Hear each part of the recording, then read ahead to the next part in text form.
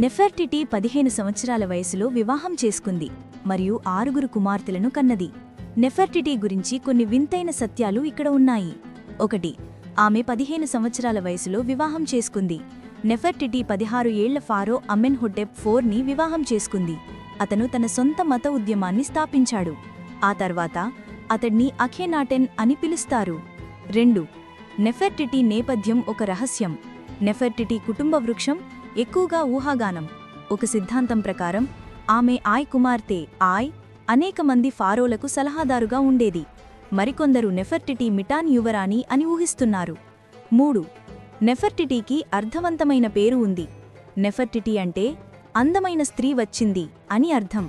ఆ రాణి తర్వాత నెఫెర్నెఫెరుయాటెన్ అనే రెండవ పేరును తీసుకుంది. దీని అర్థం అటెన్ అందాలు అందంగా ఉన్నాయి. 4. నెఫెర్టిటీని నిజానికి రాణి అని పిలవలేదు. ఈ బిరుదు పురాతన ఈజిప్టులో లేదు. బదులుగా నెఫెర్టిటీ బహుళ బిరుదులను కలిగి ఉంది. ఆమెను వంశపారంపర్య యువరాణి మరియు గ్రేస్ లేడీ అని పిలుస్తారు. ఫారో జీవిత భాగస్వామిగా ఆమె హోదా గ్రేట్ రాయల్ వైఫ్. 5. నెఫెర్టిటీకి 6 కుమార్తెలు ఉన్నారు, కానీ కుమారులు లేరు.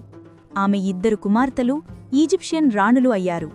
మెరిటాటెన్ ఫారో స్మెంక్కరేకు గొప్ప రాజభార్య అయ్యారు.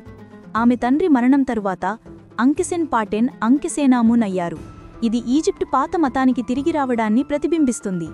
ఆమె తన సవతి సోదరుడు టుటన్ఖామున్తో వివాహం చేసుకుంది. అంకెసేనామున్ అతని గొప్ప రాజభార్య అయ్యారు. మిగిలిన 4 కుమార్తెల గురించి చాలా తక్కువగా తెలుసు. 6. నెఫెర్టిటీ టుటన్ఖామున్ యొక్క సవతి తల్లి. నెఫెర్టిటీకి సొంత కుమారులు లేరు. టుటన్ఖామున్ అఖేనాటెన్ తర్వాత ఫారోగా వచ్చాడు, కాని అతని జీవసంబంధమైన తల్లి అఖేనాటెన్ యొక్క దిగువ భార్యల్లో ఒకరు. 7. నెఫెర్టిటీ చాలా ప్రభావవంతమైనది. ఆ కాలపు కళాఖండాలు తరచుగా రాజజంటను చిత్రీకరించాయి. వారు ప్రేమపూర్వక సంబంధాన్ని కలిగి ఉన్నట్లు చూపబడింది. నెఫెర్టిటీ రథాలను నడుపుతున్నట్లు మరియు శత్రువులను హతమార్చినట్లు కూడా చిత్రీకరించబడింది. ఇది ఆమె ప్రాముఖ్యతకు నిదర్శనం. 8. అఖేనాటెన్ మరియు నెఫెర్టిటీ ఒక కొత్త నగరాన్ని నిర్మించారు.